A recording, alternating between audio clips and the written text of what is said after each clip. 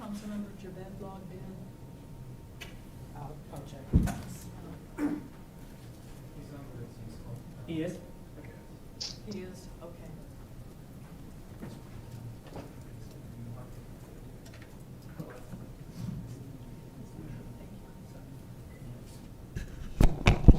Okay, we'll go ahead and get started. I call to order the meeting of the Manassas Park Governing Body for Tuesday, December 3rd, 2024. First, we have Councilmember Javed has requested to participate remotely. So per legal requirement, Councilmember Javed, please state your location and the reason for remote participation.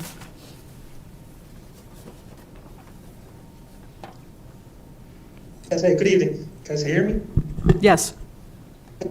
Great. Yes, I am at my home, resting. I've caught something over the weekend, so therefore I will be participating remotely. Okay, thank you. Are there any objections to Councilmember Javed participating remotely? Hearing no objections, there is no need for a vote. And Councilmember Javed, thank you for joining us electronically. Next we have approval of the agenda. Do we have a motion? So moved. Second. All in favor? Aye. Opposed? Abstained? Motion carries. Thank you. Next we have Pledge of Allegiance, moment of silence. Councilmember Moore, would you please lead us in the pledge? Thank you.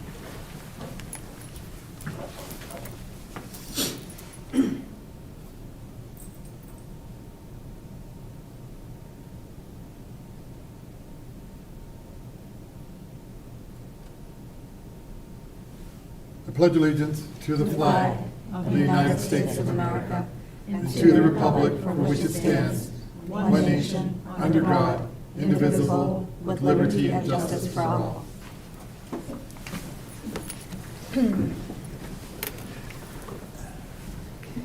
Okay. Next, we have a presentation.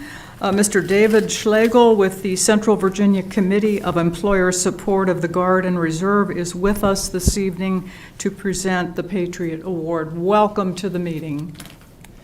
Thank you, ladies and gentlemen. Thank you, And Council, please for having speak me. directly into the microphone.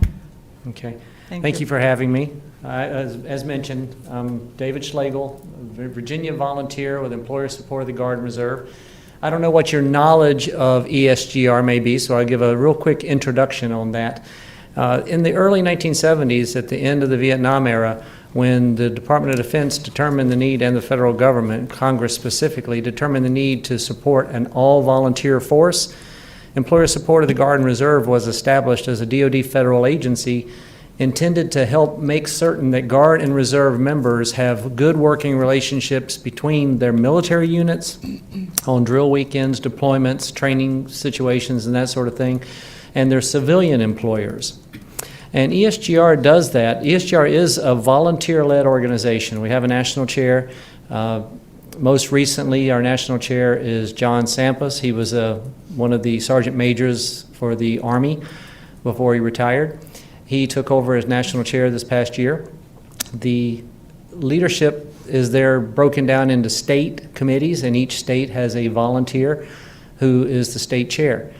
So we have about somewhere between 3,500 and 4,000 volunteers nationwide. So that's the way the program works. There's a small staff of only about 30 in the entire world that work specifically with the ESGR in a paid status. Everything else is voluntary.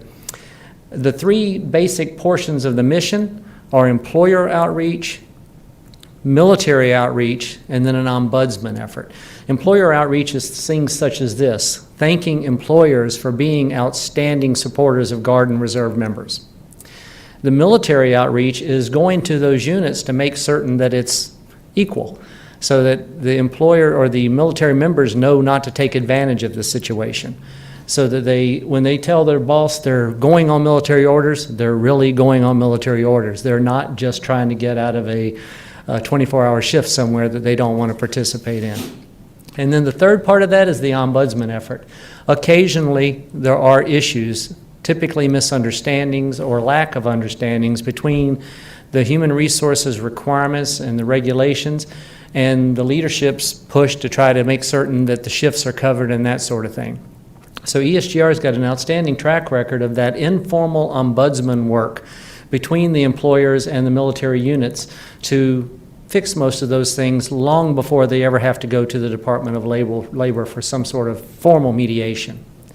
But back to the military or to the employer outreach, one of the things we have is an awards program. There's a wide range of awards that we give employers, but they start with what's known as the Patriotic Employer Award. And this is one where a military member nominates a direct supervisor, not the organization, but a supervisor by name, and calls out why that supervisor has been an exceptional supporter of their military service. So to make those presentations, I'll ask Master Sergeant Vrechkov to step up front, along with Battalion Chief Soper and Battalion Chief Tharpe.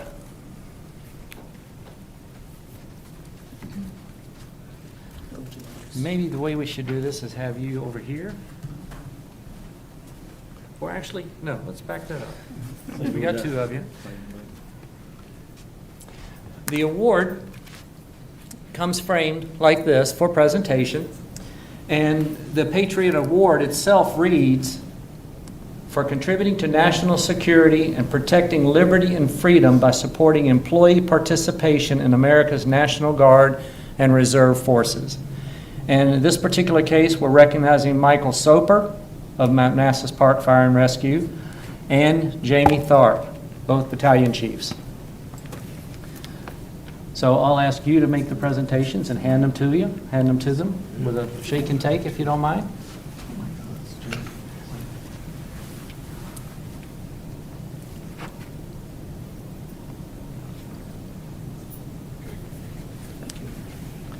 And for Chief Soper. And while he does that, I will read a very brief synopsis of his nomination to both gentlemen. He recognized that both chiefs are beacons of support for those who serve or who have served in the military, consistently advocating for policies that accommodate the unique needs of military personnel, including flexible scheduling for training and deployment and seamless reintegration plans for returning veterans, and a willingness to provide additional support whenever needed.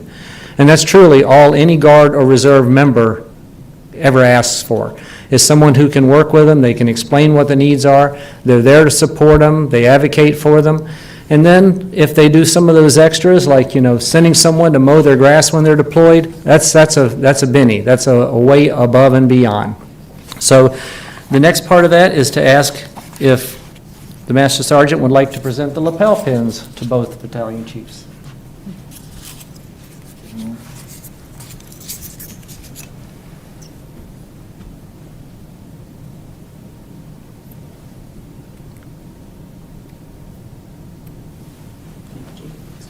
That was taken off, so don't stab yourself.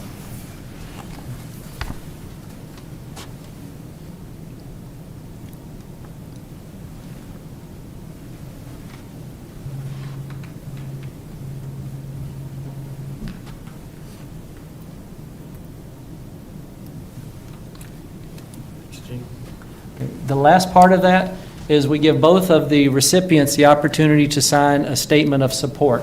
Gentlemen, if you wouldn't mind open the binders, you'll see on the left side there is a statement of support. And if you're willing at this point, I've got a pen, we can ask you to step up here and sign those.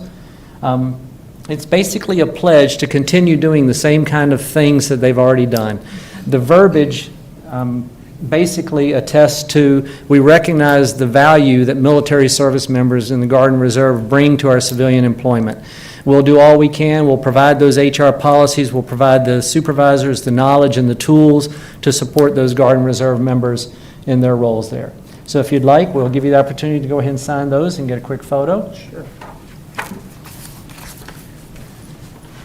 Borrow your pen. And you just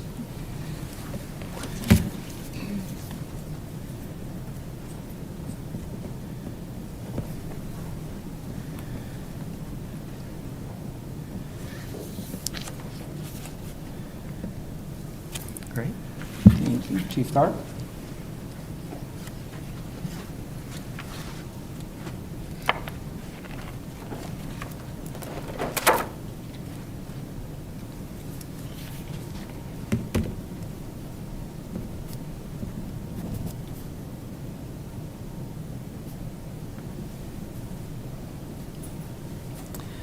Sergeant Vrechkov specifically asked me to read the nomination because he did not want to speak. But I'll ask either of the chiefs if either of you want to say anything. Personally, I don't have anything to say, but you have anything for it? Just thanks for the, All right. thanks Well, for the nomination. on behalf of the Department of Defense and the Employer Support of the Guard and Reserve, we thank you for your service. Sergeant Vrechkov, thank you for the nominations, and we wish you the best of luck. Thank you, sir. All right. Thank you.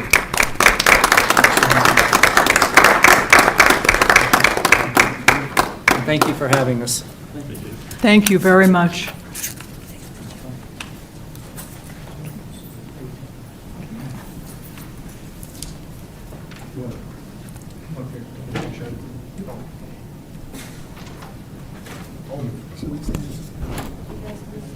Yes.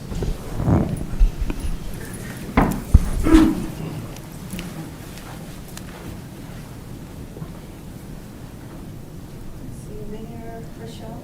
And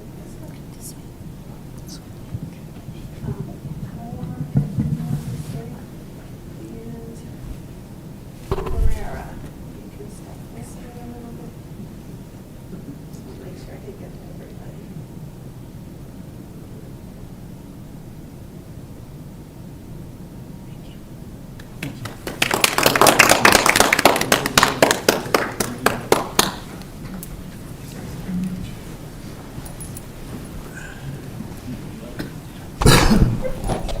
Okay. Next, we have two public hearings. The first public hearing is regarding the sale of Parcel B2, Connor Center, to the B&B Movie Theatres. I declare the public hearing open. Good evening, Mayor, Vice Mayor, members of the governing body. Before I turn it over to Dean to kind of talk through some of the more legal aspect of the public hearing, I wanted to bring up something related to this project that I mentioned previously, just to kind of refresh everybody's memory. For those watching at home, I'm not going to go through the historical context. That is on the November 19 YouTube video, and as well as part of the minutes, if you want to catch up. But for the record, I wanted to bring up this last piece, which is new. 1 second. Can you bring up this? Okay. So, when this project first started, coming to fruition 4 years ago, this was the initial concept.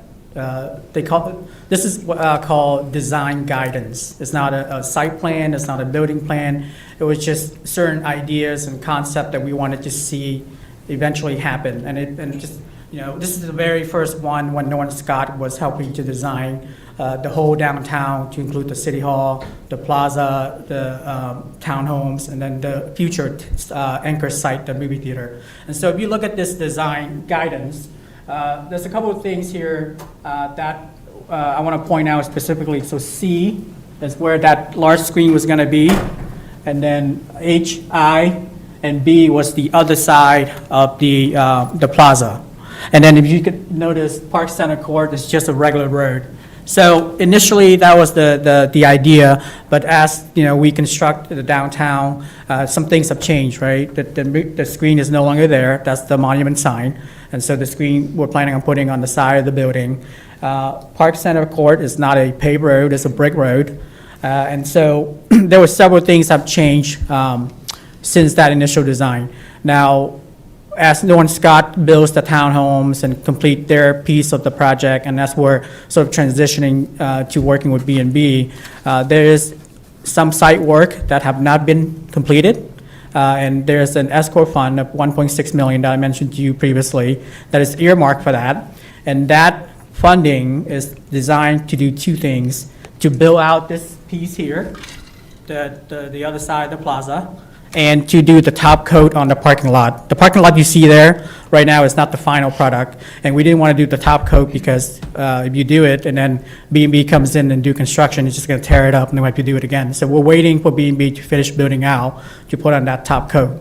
So that 1.6 is designed to build out this side of the plaza, and to do the top coat. Top coat, I think, is about 100 to 200,000. So the bulk of that money is designed for the plaza.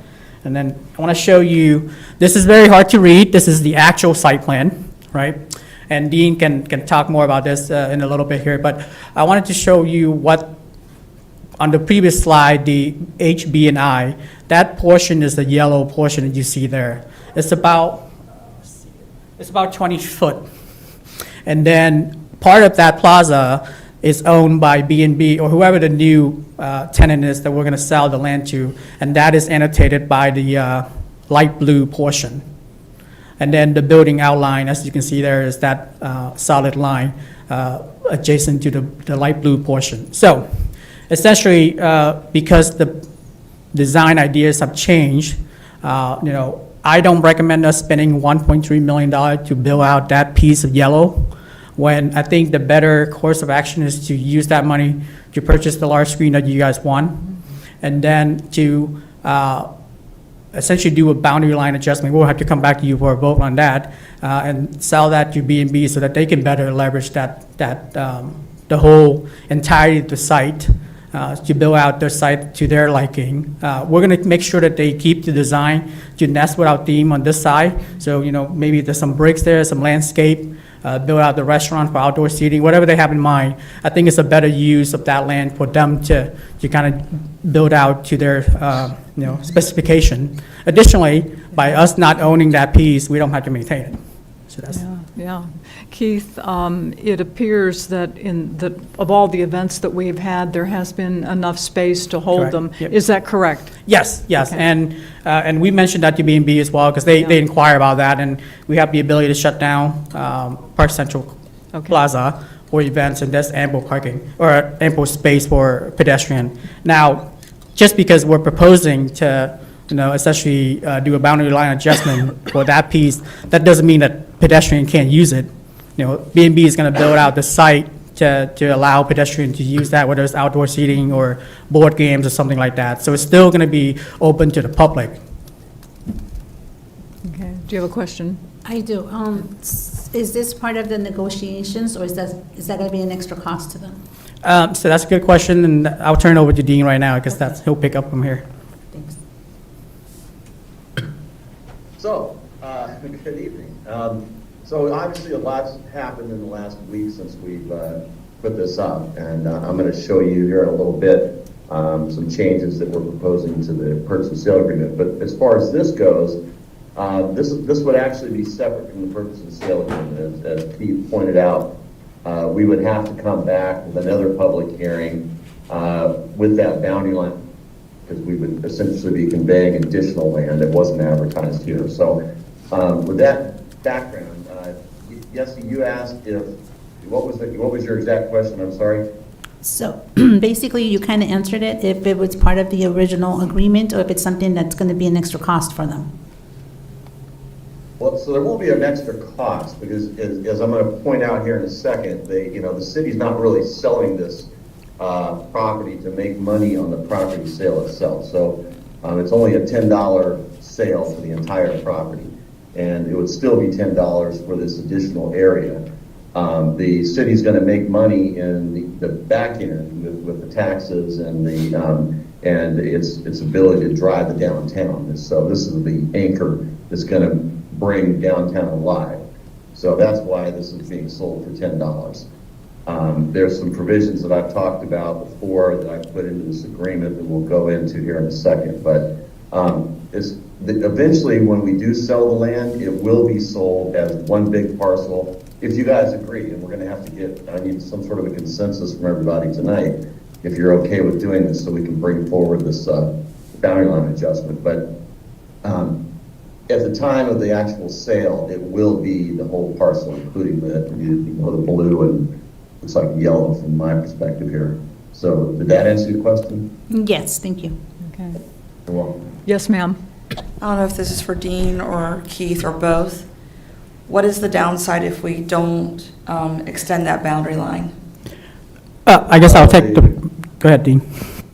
Well, yeah, so this came about when Keith and I were talking, and I looked at this thing. It didn't make any sense, because if we don't do that, then we own that land. We have to maintain that land. B&B doesn't get to use that land to more effectively locate their building.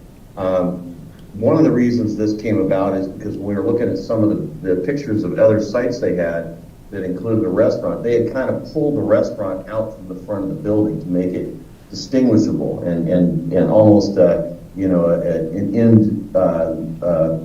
destination of its own. So this would give them more flexibility to use that area. They also talked about maybe coordinating with the city during some of our events where they would have like pickleball or something like that out there maybe, or some other lawn type events. So this allows them to participate. They also talked about maybe setting up their, having some outdoor presence from the indoor business out there in kind of a mobile cart type situation. So maybe they would get into the action of selling some of the food and alcohol products during some of the events. So this gives them a site to take advantage of that. Again, we don't have to maintain it. They can now landscape it the way they think best fits their overall design. So that's the upside to it. The downside is, of course, now we have to maintain it. And we have to figure out what's best over there. And it may not, I don't personally think government does a great job in deciding what is best for a business. So I think it's probably best to let them do it. We're going to, not you, but the city will have an awful lot of influence. Because one, there are already approved design guidelines for the downtown that were approved as part of the overall rezoning. Nikki and her team are going to have a hard look at anything that goes over there, as will Calvin and his team, as far as the building design itself. So this just allows more flexibility for them and less responsibility for the city. Yeah, and I'll add another comment. So we will still have an easement, access easement to it. And again, it will be open for public use, so it's not, restrictive in any way. And we'll need that access easement anyway to maintain the large screen that they're going to build. So. Okay, so when we have a larger event, like we always know the Christmas one is quite large, then we'll be able to have the spillover into there. And forgive me, you may have said this, but how much space is that? So I guess the width is 20 foot, so it's 40 total. It just kind of split down, almost half there, half blue, half yellow. It's about 20 feet per half. Okay. But we only own half of it. Right now the parcels are divided so that half of it is, the yellow portion is what the city will end up owning if you don't approve the boundary line adjustment. And that's about 10 foot? 20 foot? Okay.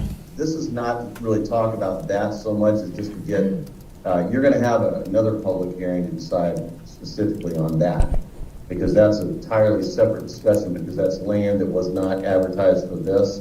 So we're just kind of teeing you up a little bit and seeing if there's a general consensus to move forward with that. You'll get a chance to ask the hard questions and vote on it later as well. Yeah, but I may not, that'll probably be after January, so I kind of have to ask the hard questions now. Okay. You can ask anything you want. Well, that's true. Yeah. All right, so I think that's, Okay. but we'll have access to it because the easement, because we'll have the screen on it. We'll only pay it's going to be a $10 swap. And we don't have to deal with trying to figure out how to make use of the 20 feet of land. Yeah, for all intents and purposes, that space is going to be activated better by B&B through their design and engineering. We don't have to maintain it. We don't have to cost money to build it out right now. Right. There's a lot of wins. And we get whatever events are happening there where they sell anything, we get taxes from it. Okay, that's all I have. Councilmember Javed, do you have any questions?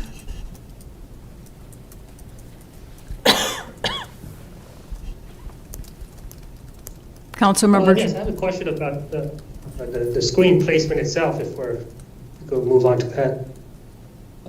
Is it facing Manassas Drive, or is it facing inward towards, I guess, City Hall?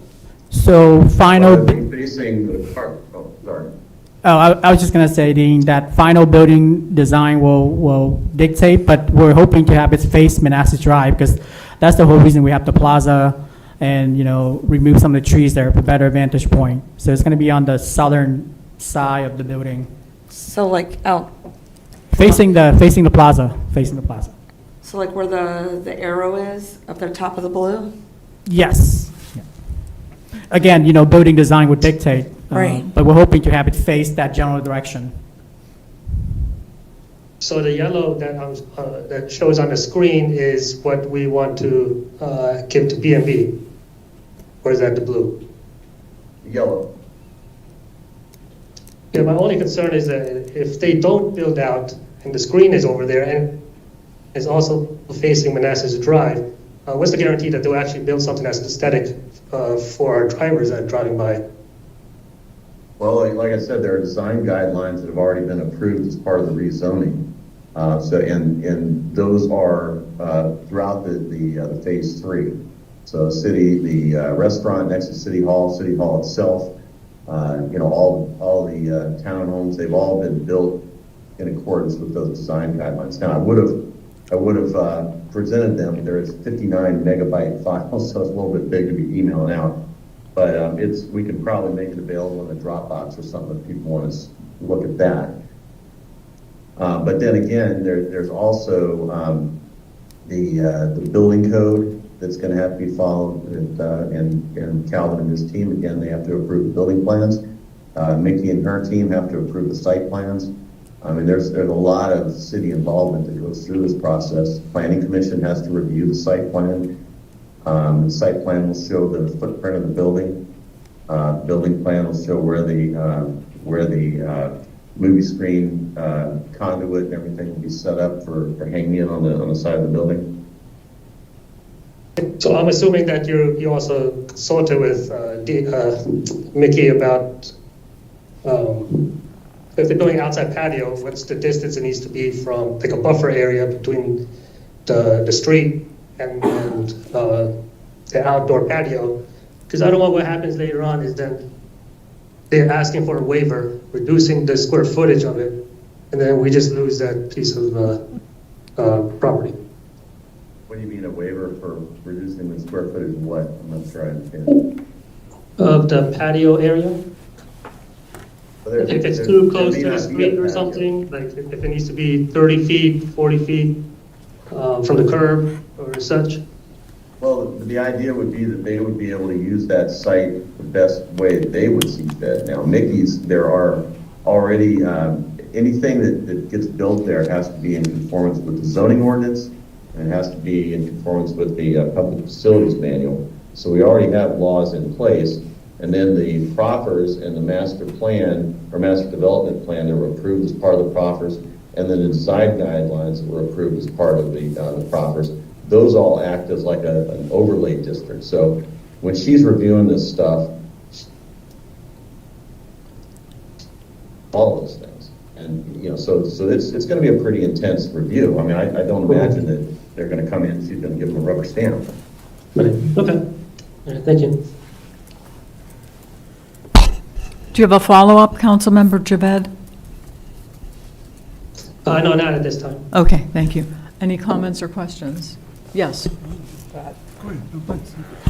I just wanted to ask you to repeat, what would it cost us to build out that area approximately if we kept it and did it ourselves? So the original budget was 1.6 for, and I'm just, there's a laundry list of items on the site, but the major one is that portion of the plaza, the other side, the yellow piece, and then the top coat for the parking lot. So they would also do the top coat of the parking lot? Well, it's our responsibility financially, but it depends on how what's the most cost-effective way. We have engineer or contractor on call that we can do for cheaper, then we'll go that route. But if they are able to find cost saving because they're already mobilized, then we'll have them do it, but they'll bill us. Because the top coat is our responsibility since it's a public parking lot that belongs to the city. Okay, so the amount that we're saving is part of the 1.6 budget? Yes. It should be substantial. It's about 1.3 mil. It's 1.3 Yeah. for the yellow part? Okay, thanks. Keith, I just need some clarification. I thought maybe a month or two ago, we had a presentation like this, and on the board was the fact that the screen was already budgeted for, the 1.6 for the screen. and we all kind of relaxed and felt at ease.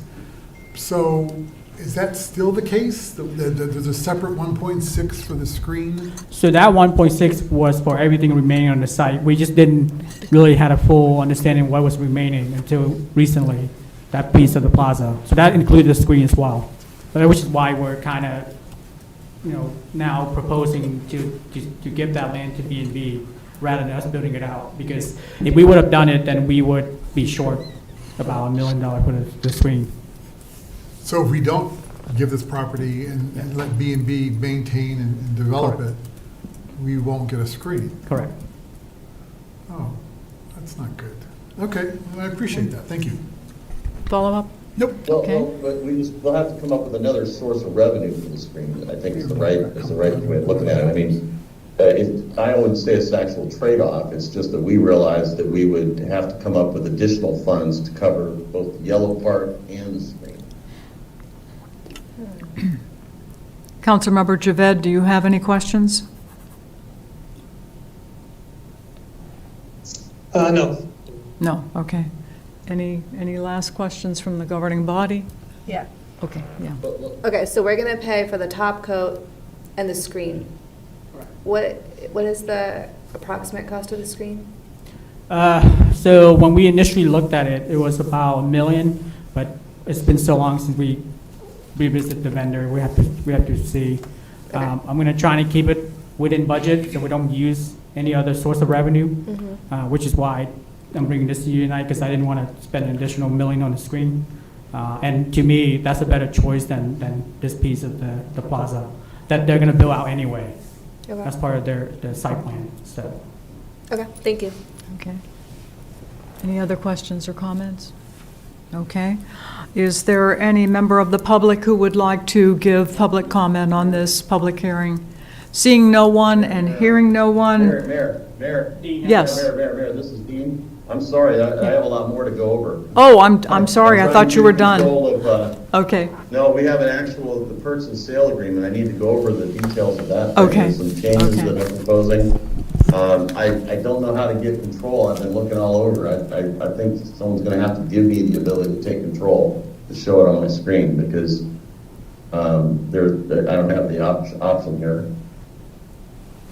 But I can go over some of the changes if you guys have the agreement in front of you, and I can just kind of talk you through what Okay. the changes are. is that agreeable to everyone? It might be good if we can get it up on the screen so folks at home can see it. Yeah. Are you able to get it up on the screen, Keith? Yeah, I don't see anywhere on here where it's allowing me to take, oh, wait, here we go, finally, let's play it popped up. Bear with me a second. Yeah. We may have to have Dean share screen. Can you bring the? There we go. Yeah, I think it should be showing up now, right? Give me 1 second, guys. Yep, no problem. Just project his screen on the main one.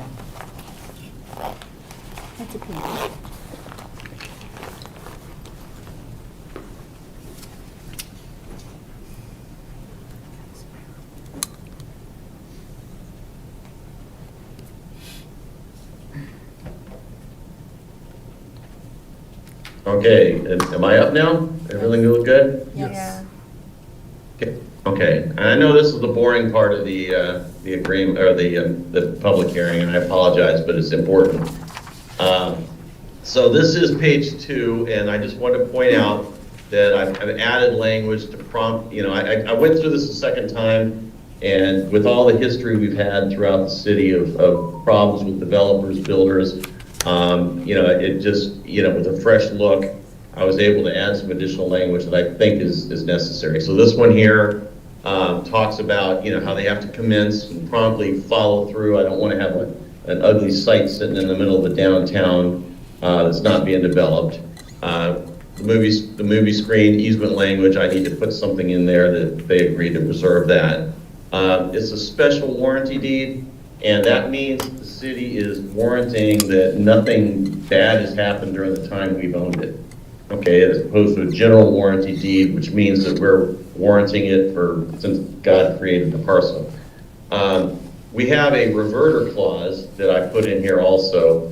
The actual, well, I put it in here, and then we talked today, and there were some provisions that we had to kind of put in to take into consideration some issues. So basically, if they don't use it for a period of 6 months for the purposes that we're selling it to them for, and we're still on the hook for any portion of a loan, whether that's a revenue bond, it's a loan itself, or any other kind of financing, then we have a reverter clause that we become owners of that. Now, it's separate from the deed of trust, which is specifically associated with the loan.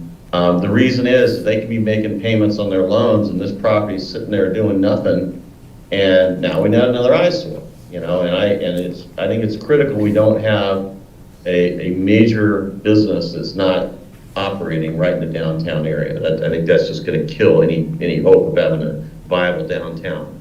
Okay, it does allow for something like COVID, though. You know, we have if some event, a natural event occurs, God forbid, you know, we had a hurricane that wiped everything out, or there was a natural disaster, a declared governmental emergency that they couldn't have reasonably predicted or foreseen, and it just happens quickly. And that's the reason for the 6 months of not being in operation. And then what we'll do is we'll toll that period to give them, you know, once that period, that event is over, then they'll have the opportunity to go ahead and reopen. And again, if you have any questions on any of the agreement, please bring them up here. I'm just going over the stuff that I've changed since we posted this thing, and some things I just want to point out. Okay, they have a study period that starts as soon as we execute this thing. It goes for 45 days. Now, they don't have to wait for the full 45 days, and I put in here that in no case is it going to go later than January 31st. So if you guys end up approving the final version of this next week, which is the plan, that we get it in a form that's ready to go by then essentially they have, 50 days, or 50 days roughly to close. So there really isn't any wiggle room here. And the key is we need to get this thing moving, you know, for financing purposes and everything else, to get the downtown going. Closing is then 30 days after that. Now, you may remember when we talked about when you adopted the resolution last month, that we talked about not advertising the bonds, revenue bonds, until they had closed on the property. And the reason is we're going to have a moral obligation to make payment on that. We want to have a deed of trust that is recorded against the property. We can't record a deed of trust against the property we own, so we have to wait until they own it. So that's the purpose of that. So I just wanted to remind everyone, we have finances and incentives. These are all the things that we talked about before. Okay, now I put in here promptly and expeditiously constructing a building, again, because I want that to happen, but I want to briefly go over this stuff. Here's where we talk about the bonds, okay, and where we talk about the use, 8-screen movie theater, dining, and other amenities. We have a credit line, just to remind everyone, we have a credit line as well of $6.3 million that is going to be where the city, subject to appropriation, has committed to give $6.3 million to the EDA. The EDA would then make that money available to B&B as part of their development on top of the bond money. Okay, now B&B today committed verbally that they would use the bond money first, and so realistically we're looking at FY 2027 where we have to make that 6.3 available. Okay. Similarly, let's see, we have, we have a promissory note, which is and then a deed of trust on those bonds. Okay, the deed of trust just allows the trustee to sell the land to satisfy the note. I'm sure you guys are all aware of that, having bought a house, how that works. And then we also have the corporate guarantee. Okay, we need to make sure that we have some way to some entity other than this LLC, which is going to basically have no assets except this building. We need to have some other entity that's going to commit to paying this. So even if the business goes belly up, the corporate guarantee is for whatever the schedule is going to be that they've committed to. You may remember that there's a delta between what the payments are supposed to be and what they can pay initially. At some point, they're going to be paying full freight. In between there, we're going to be paying, the city's going to be making up the delta with the emissions tax. That's the next item on the agenda. But we have a guarantee for their amount, whatever that amount is, whether it's the shortfall amount initially or the full amount after, I think it's 10 to 15 years. The emissions tax here, we talked to them today, and they reminded us, they also wanted us to charge them for arcade and bowling alley uses, because they want to get all this debt paid off quickly. I think we want to get the debt, the 6.3 million paid off quickly, because the way it works is of the emission tax money we collect, only $300,000 is committed towards repayment of the bond money. Anything in excess that's generated from this site is going to be paid, used to pay off the $6.3 million loan that the city's going to give to the EDA. So it just pays it off quicker. Now, as you know, that if for some reason the emissions tax doesn't cover that delta, then the city's going to cough up that money separately. And if that happens, that money gets added on to that 6.3. So the credit line is going to be 6.6, 6.9, whatever it's going to be. Now, they anticipate that won't happen because after a year or two, they're going to be making more than the $300,000 delta. So that shouldn't be a problem, but that's in there just in case. For those of you that I'm sure noticed it, there was one extra zero there. I know one of you guys noticed that, I'm sure. And then this is the tenant improvement program that we've talked about. $25 a square foot, just like the rest of the tenants, the tenant improvement recipients in the downtown area. And then this also commits the city to negotiating a performance agreement for the purpose of allowing them to take advantage of our development incentives program. No one's ever done the development incentives program before, so this will be kind of a new thing, negotiating this.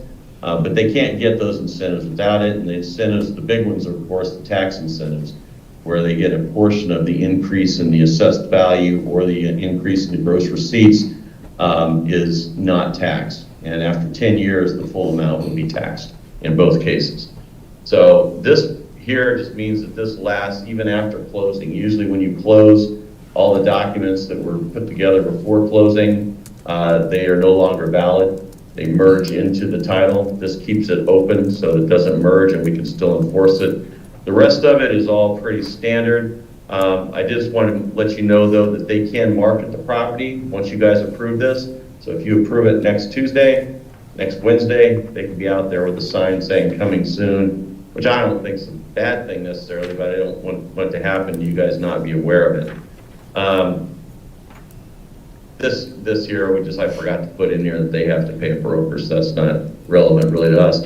Now I wanted to also show you very quickly the deed.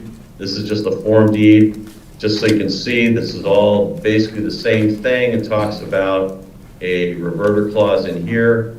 Now it says this is something that's added that wasn't included in the purchase sale agreement. It doesn't necessarily have to be, but once they're ready to refinance and repay everything that the city is somehow on the hook for, we'll prepare a release or a basic something that terminates that reverter clause, and we'll put that into escrow with the escrow agent. And as soon as they close on the funding and release all the debt that the city is somehow on the hook for, then they'll record that reverter clause or the release of the reverter clause.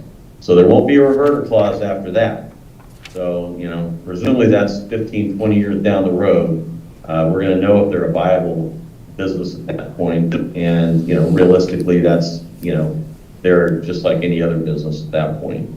So that's all I have for the purchase and sale agreement, other than to say that there's a couple of other exhibits that if you've read through it, you'll see they're referred to. We are going to work on those. They'll be in final form or close to final. Well, it should be in final form next Tuesday. The attorney from B&B is committed to making that happen. That's the goal. But if for some reason we can't get it done, and we don't have to answer now, but we're probably going to ask for a special meeting on the 17th for the sole purpose of approving the purchase and sale agreement. Hopefully that doesn't happen. I think we had a very good discussion today. They didn't seem to have a whole lot of changes. So fingers crossed, we'll have this thing ready for you next week. Comments or questions? Yes, ma'am. So regarding the tenant improvement program, if I remember correctly, that's ARPA money, right?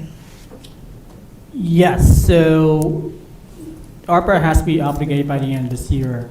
Unfortunately, due to the timing, I don't think they're going to be able to do that in time, so we've shifted some of that to cover another CIP project in the city that is eligible. So we're earmarking general fund for that grant. Okay, so just basically swapping. Right, Okay, thank you. and that's more of a timing thing than anything else. Follow up? Yeah. Okay. Comments or questions? Do you have a question? No, question, I'm expert. Councilmember Javed, do you have a question? Comment? Yes. Dean, did you mention they're also going to put a tax on the food, additional? No, I didn't mention that because that's a requirement. I mean, we already have the meals tax in place. Whether we have anything in this agreement or not, they're paying the meals tax. So the addition for the bowling alleys and the arcade was just because they wanted to make sure the admissions tax applied to those as well. They want to generate as much revenue from that tax as they can, try to get out of this debt as quickly as possible. So they don't even have to purchase a movie ticket. If they just want to go bowling, there'll be a $1 admissions tax. Well, it'll be 10% up to $1 for those. Now, and we'll get into that here at the next public hearing, but that's up to you as well. If you want to make it $1 for arcades and $1 for bowling, automatically you can do it, but it's not written that way right now. Well, I mean, I'm not in favor of any of the emission taxes, but my second question is that the corporate guarantee, I'm assuming they're going to put another LLC in place for the Manassas Park location. So the corporate guarantee, I'm assuming, would be on B&B and not the new entity? Yeah, so if you look at, let's see here, let me see if I can find it here. So we actually put in, this entity here, B&B Theatres Operating Company, is already registered with the State Corporation Commission. It's a Missouri corporation. That is the parent corporation. That is the corporation we were told today that will guarantee the payments, regardless of the entity that owns the property or is paying on the debt. And this is the one called money. All their individual locations are under the parent, or are they all separate LLCs? I'm pretty sure they have separate LLCs. I mean, I don't know for sure, but I don't know too many businesses that allow for all the smaller locations to be part of the larger corporation. It's for tax purposes, but it also is for protection. It's another layer of protection. That's why we need to have this guarantee in there for this money, so that we just go straight to the corporate entity, right, if they don't pay. In the event of, like, say, Chapter 7 or 11, what happens then? Well, it depends. We would be, we would have a priority lien for the, you're talking about the bankruptcy for the parent company itself? Right. Yeah, well, we would be in line with all the other, I guess we'd be considered a secured creditor at that point, because we have the property itself here, and then we also have I don't know, I'd have to think that one through. I'm pretty sure we'd certainly be a secured creditor for purposes of the loans that we have, because we have the deed of trust on there. And then we also have the reverter clause, so if they are using it for a period of time, it would automatically revert. So any action taken by the bankruptcy court cannot nullify that contract or that reverter clause. So we still have that. Yeah, as far as whether or not we're getting pennies on the dollar, I mean, that's up to a bankruptcy court to determine what the assets are and how it's going to be divided up. Because we're a secured creditor, we would get the lion's share. So unsecured creditors are the ones that have the crumbs after after bankruptcy. We're secured. Obviously all of the tax money we get is a priority lien as well, because we're a city and cities always jump to the top. Because we're doing this more as like a private entity, we might not have that same priority position, if they went bankrupt for anything other than the real estate and then the taxes. So I think that we're pretty squared away, because those are the big two, right? So any meals tax that they had in trust, they hadn't paid to us, we'd have access to that. We'd have the priority over that. And then also the property. So the emissions tax is going to be throughout the term of the agreement? Or if they say after 20-year mark, they're making enough profits, can we do away with the emissions tax? Well, so they don't get to tell us what to do with the emissions tax, okay? So the emission tax right now we're committing to, and again, this is all subject to appropriation. We're committing to using the emissions tax to pay that $300,000 delta.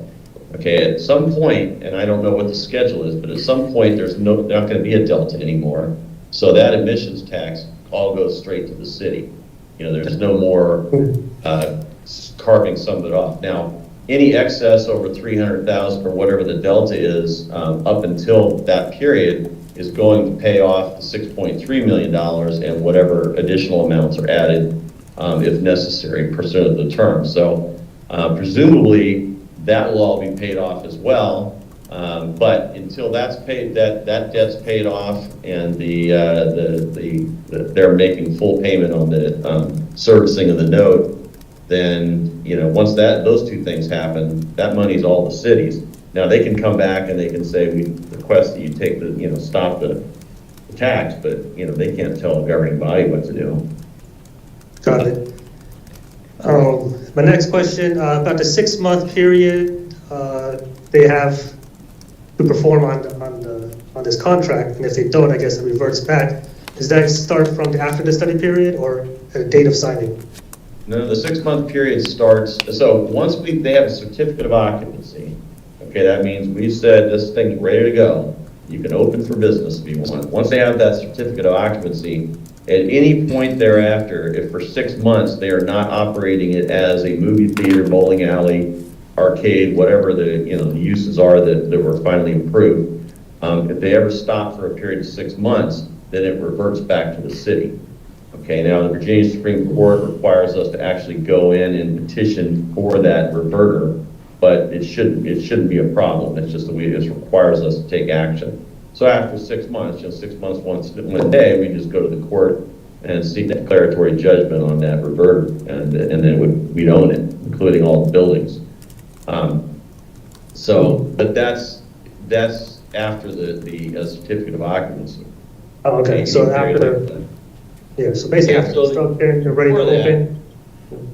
I'm sorry. Yeah, no, I'm just saying the construction is basically done. They're ready to open. We issue that certificate, and then they have to open for business within that time period. Yeah. If they don't open within 6 months, we get the whole thing. But I can imagine they wouldn't open for 6 months. or any time after that, they don't stay open for 6 months. But as I pointed out before, there's a clause in there, like if we ever have another COVID event where everything shuts down, the government shuts everything down, or there's a natural disaster that just wipes everything out for an extended period, and that's the reason for that 6 months delay, then we toll it, which means we stop counting the time until that event is no longer there, and then we pick back up and start counting again. So if they're out of business for two months, and then COVID hits, and then 4 months later, the government says we're all good to go, and they still don't open for another 4 months, well, there's a 6 months total period, and we'd go and petition the court at that point. Okay. Sorry, last point. Sorry, I kind of hijacked the question here, but parking. There's no verbiage in this purchase sale agreement about parking or using the VRA garage. Do we need something in that effect if their patrons are going to be using? No, they brought that up as well, and the reason is because if you'll notice, we talk about the master development plan in here. Let's see, right in here. master development plan, proffer statement. The master development plan talks about the parking, and basically all the parking in the downtown area is public parking. So there's no dedicated parking to a business use on our side. You know, so we have the city hall parking, we have the VRE parking garage, we have this parking. All of it's going to be public, all of it's going to be available to anyone and everyone. Okay, so it's not going to be reserved. And they were notified of that today.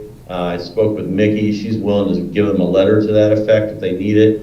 But there's ample parking there because the parking tabulations were calculated based upon there being like 31,000 square feet of office on top of the movie theater complex, which was the original plan. And now we're not doing that. And, you know, the governing body said they didn't want that to happen. They didn't want to lease that space for office space. It was too expensive, et cetera, et cetera. So that's off the table, but all that parking was still built based upon having 31,000 square feet of office space. So there should be ample parking there, and I think that answer satisfied them.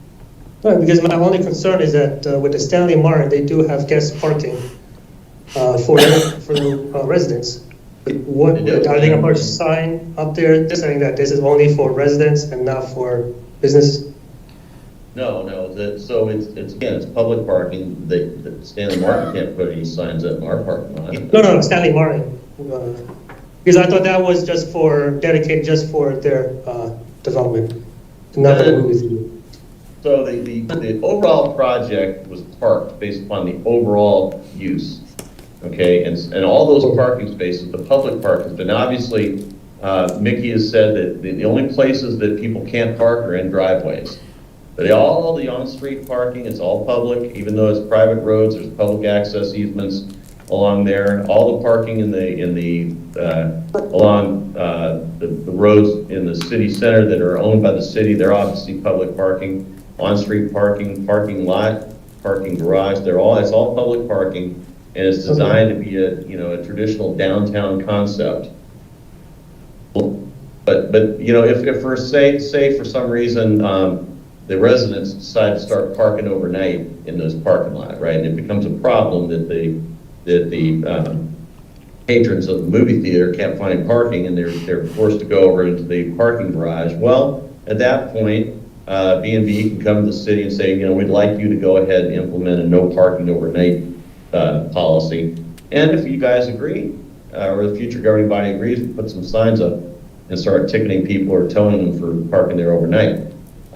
That's down the road, and hopefully it won't become a problem, but that's anticipated not just for this, but also across the street in the original city center buildings in phase 1. We even had language, and we still have language in there, that they can request signage to restrict parking if necessary. If residents just decide to park in these spaces all day long and nobody can access the businesses because of that. All right, thank you, Dean. I think that's my questions for right now. You're welcome. I'm sorry, Councilmember Javed, did you say you're done for now? Yes. Okay. Comments or questions from the governing body? Any comments or questions? Dean, what do you need from us?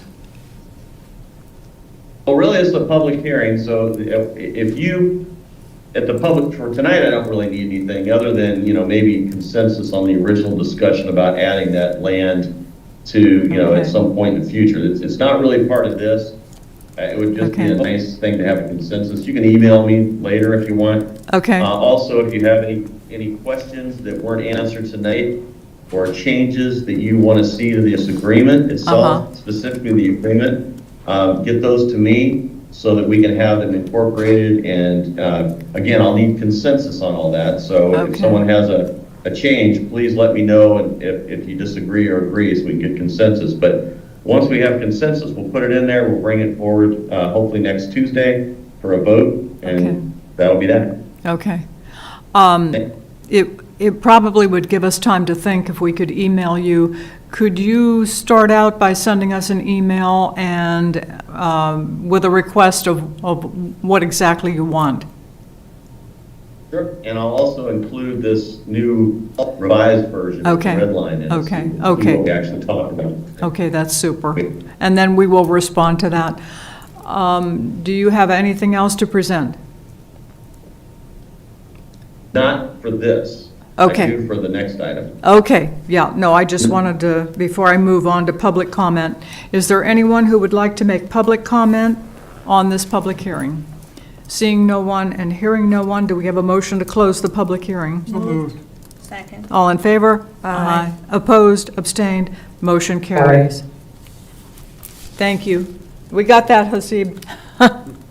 Okay, the next public hearing is regarding the adoption of an ordinance to charge a tax on admission to amusement and entertainment events, performances, exhibitions, and similar. I declare the public hearing open. Well, this one I think is all mine. This is, has actually been requested by B&B, as we discussed in the previous public hearing. I looked at a lot of different jurisdictions and took the direction I got from the governing body, which was make it as, as all-encompassing as possible, but, we certainly don't want to be charging admissions to school events and other kind of charitable type things. I've tweaked it a little bit based on that. You'll see here that I've changed this definition of charitable organization to an exempt purpose, just because I looked at Alexandria and Fredericksburg primarily. They had a lot of similarities, but each one had something about them that I liked. I looked at a lot of other jurisdictions as well, but those two were very concise and they tracked each other pretty well. I didn't like the idea of the charitable organization definition because everybody's got their own idea of what that means. So what I did instead is I just said, I changed it to an exempt purpose, and then there's a definition in there. So the IRS already says what that is. You can tell me if you like this definition or not. I don't know if it's big. Do I need to make it bigger so you can read it? Is it big enough? Yeah, I can read it, but I'm close to it. Okay. Let me just beef it up a little bit more. I mean, to me, So it makes, this is the new definition. right, to me, it makes sense to use the 501c3. Are schools considered for 501c3s? No, but they're covered separately, and I'll get to that one here in a second. But this is just the definition section. So I changed it to exempt purpose, and you'll see why that's important here in a bit. And then I also added arcades and bowling alleys, even though they probably could have been, inferred that they were part of this other stuff, because that's something we specifically want to include. I made that very specific here. You'll see that the amount of the tax is going to be 10% for everything other than movie theaters. So 10% up to $1 maximum, okay, per person admitted to any event. Event is defined up here, like I said, as amusement, entertainment, et cetera, including arcades, bowling alleys, and motion picture shows. So these are kind of the important things. So it's 10%, not to exceed $1 per person, except for motion pictures, which is $1, period. And I think that's what you guys wanted. If that's not the case, please let me know. We can make whatever changes you want. Then exclusions from the tax, to your point, Yessie, is, we have already public and private elementary, secondary, or college-sponsored events are exempt. Okay. I forgot to add city-sponsored events, so now that's in there. Okay. We also previously had charitable purposes. Now it's exempt purposes in both cases. So there's a couple of these. I don't really know if this is something that's really that important. But the distinction between A and B here is that B allows for the organization that's doing the fundraising to offset their costs, which is what many of them do. So I think that was probably why it's put there. If there's an event where the entire amount goes to an exempt purpose, that clearly we're not going to charge a tax for. But B also takes into consideration, I don't know what charitable organization you like, but many of them have some sort of an operating or overhead cost that they deduct out. Okay, and then we don't have museums or anything like this or zoos, but we could in the future, you never know. And then also sporting events. If you're a participant or an entrant or a referee, obviously you shouldn't be paying an admissions tax. Well, I don't think, if you disagree, we can take it out, but this is all what I thought was good for the city based upon, what I know and what these other jurisdictions have done. So if you disagree, just let me know. This here basically says it doesn't matter where you buy the ticket. If there's an event in the city, you're paying the tax. This here, basically it acts the same way as a meals tax or a transient occupancy tax. It's a trust that's held and then payment is made. The business that's gathering it is obligated to gather it, and they need to hold it, but they have to collect it at the time that it's that they sell the ticket. And like I said, it is held in trust, and then it's remitted to the city. Okay, excuse me. There's a distinction in here between the commissioner of the revenue and the treasurer, and I thought it was important because of some blurring of roles that we've had in the meals tax and some license taxes, that we make it very specific that, the treasurer receives funds. If the commissioner gets the money, she has to turn it over immediately to the treasurer. Commissioners aren't supposed to be receiving the payment. Okay, they're the ones that are supposed to decide whether or not the amount paid was correct.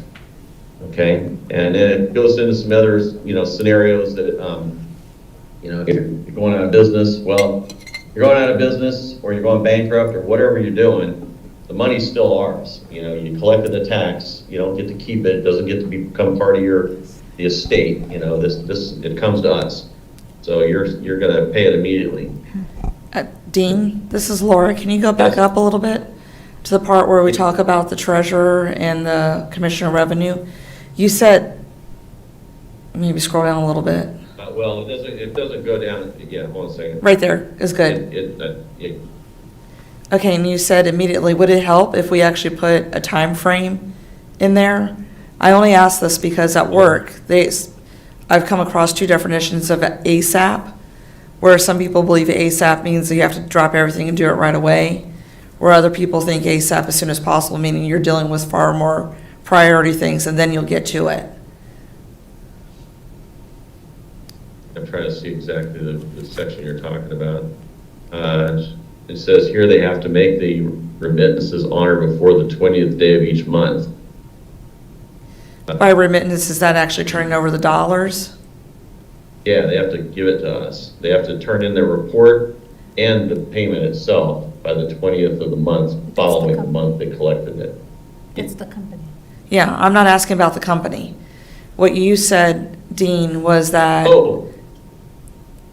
the commissioner of revenue, if the commissioner of revenue gets the tax dollars, gets money, he or she is to turn it over to the treasurer. So the promptly turned over, That can be more specific. Right, because that could be open to interpretation. Promptly, and some people could be 45 days, promptly could be within an hour. What would you suggest? What do you all think? 7 days? That's what I'm thinking. 7 days? I think it's, so when you talk to most commissioners, promptly means they give it right away. They get a check, they go, oh, here's a check, and they give that check. They walk it over that same day. So, but 7 days is a lot of time. Well, then let's say 2 business days. 24 hours. Yeah. Two or three. So my only concern is that the governing body cannot, how do I say it? We can't tell the commissioner how to run her office. Can we recommend it? Well, you can always recommend it, but the problem is when it starts looking like you're interfering with how the commissioner runs his or her office.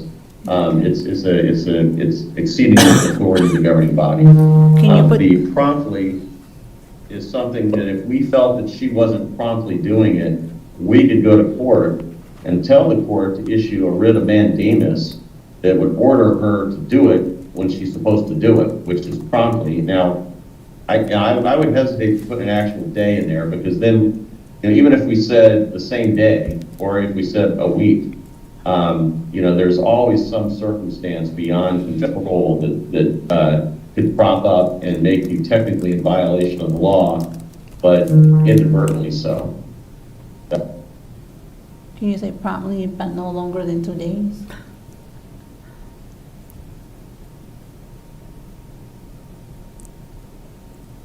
Well, I mean, so what about this? Okay, so promptly, but no later than the end of the month in which it was collected. How's that?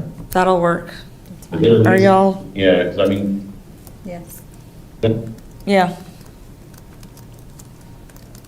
all right, so we'll, let's see here. I mean, short of us getting attacked by aliens from the outer space, that within a month shouldn't be an issue.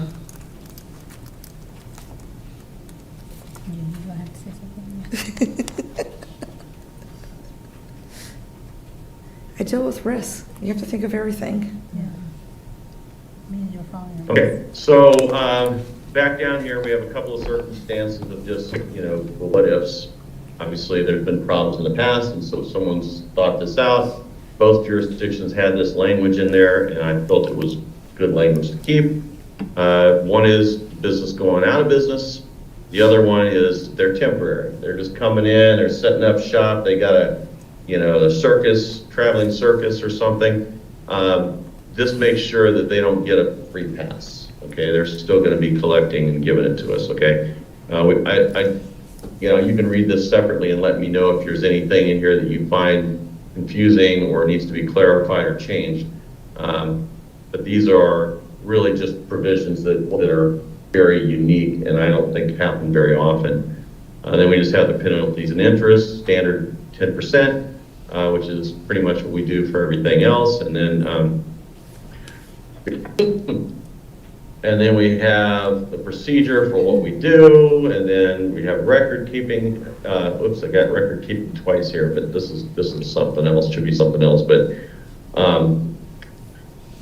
so this is what the actual criminal offense is if you violate it. So that's pretty much it. It's pretty straightforward ordinance. Again, like I said, it's there's 2 jurisdictions I use to craft this. I assume that this passed judicial scrutiny because they're still using it, both of them, and they're both still in effect. So that, I'll answer any questions you might have. Okay. Do you have any follow-up Yeah. questions? Councilmember Javed, do you have any questions or comments? I guess I just have comments. I guess you know how I feel about the emissions tax. I mean, I don't, just disappointed that we couldn't come to another solution here, but I'm just a little surprised that, a movie theater coming into a new market right off the bat would think an emission tax would work. I mean, nowhere in their business model right now do they do it. So I don't know how they would think that this would help them. It's a disadvantage to the consumers. They could pick going to another movie theater, and that just sets up this movie theater to fail.